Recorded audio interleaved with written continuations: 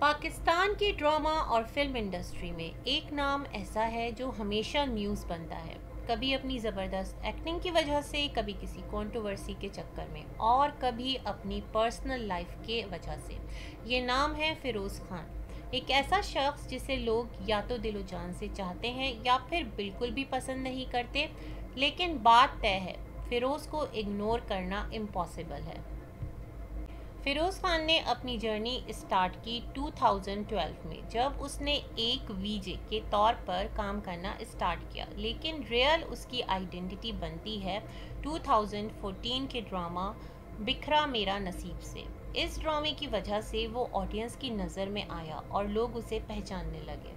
One more interesting fact ये है कि फ़िरोज़ की बहन हुमायमा मलिक भी शोबिज़ का हिस्सा हैं। उनकी वजह से फ़िरोज़ को इंडस्ट्री में एंट्री लेने में थोड़ी आसानी हुई। अपनी लुक्स और एक्टिंग टैलेंट की वजह से फ़िरोज़ जल्द ही प्रोड्यूसर्स और डायरेक्टर्स की नज़रों में आ गए। फिर तो एक के बाद एक हिट ड्रामास मिलने लगे, जैसे कि चुप रहो, गुलेराना और सबसे बड़ा हिट खानी।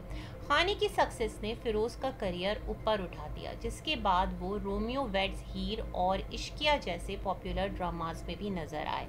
देन 2016 में फ़िरोज़ खान ने फिल्म इंडस्ट्री में कदम रखा अपनी पहली फिल्म ज़िंदगी कितनी हसीन है के साथ। ये फिल्म बॉक्स ऑफिस पर 10 करोड़ का बिजनेस करने में कामयाब रही और हिट साबित हुई। 2022 में उनकी दूसरी फिल्म टिच बटन रिलीज हुई, जिसने भी बॉक्स ऑफिस पर अच्छा खासा बिजनेस किया। इस फिल्म के लिए फ़िरोज़ को बेस्ट एक्टर का अवार्ड भी मिला। But interesting fact is that कि फ़िरोज़ का करियर सिर्फ स्मूथ राइड नहीं था। 2020 में जब वो अपने करियर के पीक पर था, उसने सबको हैरान करते हुए शोबिज़ इंडस्ट्री छोड़ने का ऐलान कर दिया। फैंस और इंडस्ट्री दोनों ही शॉक में आ गए, क्योंकि इस लेवल पर पहुंचकर ऐसे छोड़ देना फिल्म इंडस्ट्री को किसी को समझ में ही नहीं आया। लेकिन कुछ टाइम बाद फ़िरोज़ ने वापस आने का डिसीजन लिया। उनका कहना था कि उनके पीर साहब ने उन्हें वापस काम स्टार्ट करने को कहा है, और फिर फ़िरोज़ ने शोबिज़ में दोबारा एंट्री ले ली। लोगों को लगने लगा था कि फ़िरोज़ का करियर ख़त्म हो चुका है, लेकिन इस कम बैक ने सब कुछ बदल कर रख दिया। लेकिन जैसा कि कहा जाता है, फ़िरोज़ का करियर कंट्रोवर्सीज़ के बिना अधूरा है। 2022 में उसकी पर्सनल लाइफ फिर से हेडलाइंस बन गई, जब उसकी एक्स वाइफ ने उस पर डोमेस्टिक वायलेंस जैसे सीरियस एलिगेशंस लगा। ये कंट्रोवर्सी कुछ ही दिनों में इतनी बड़ी बन गई कि पूरी इंडस्ट्री डिवाइड हो गई। काफ़ी सेलिब्रिटीज़ जैसे इकरा अजीज़, उशना शाह, हिरा सुमरो और आसिम अजहर ओपनली फ़िरोज़ की एक्स वाइफ के सपोर्ट में आ गए। उनका कहना था डोमेस्टिक वायलेंस को कभी भी जस्टिफाई नहीं किया जा सकता। इकरा अजीज़ ने तो क्लियर कह दिया था कि मैंने डिसाइड कर लिया था कि मैं फ़िरोज़ के साथ काम नहीं करूँगी। जब फ़िरोज़ और उसकी एक्स वाइफ की कंट्रोवर्सी चल रही थी, तब एक और बड़ा सीन क्रिएट हो गया। एक्टर मुनीब भट्ट और उसकी वाइफ एमन खान ने भी सोशल मीडिया पे फ़िरोज़ के खिलाफ स्टेटमेंट्स देना स्टार्ट कर दिए। मुनीब ने ओपनली फ़िरोज़ को क्रिटिसाइज़ किया और एमन ने भी इनडायरेक्टली काफ़ी स्ट्रॉन्ग अटैक्स किए। लेकिन बात तब और भी बिगड़ गई जब फ़िरोज़ ने गुस्से में आकर एमन खान का पर्सनल कॉन्टैक्ट नंबर लीक कर दिया। ये मूव सोशल मीडिया पे हाईली कंट्रोवर्शियल साबित हुआ और बात यहाँ तक पहुँच गई कि फ़िरोज़ के खिलाफ लीगल एक्शन लेने की बात होने लगी।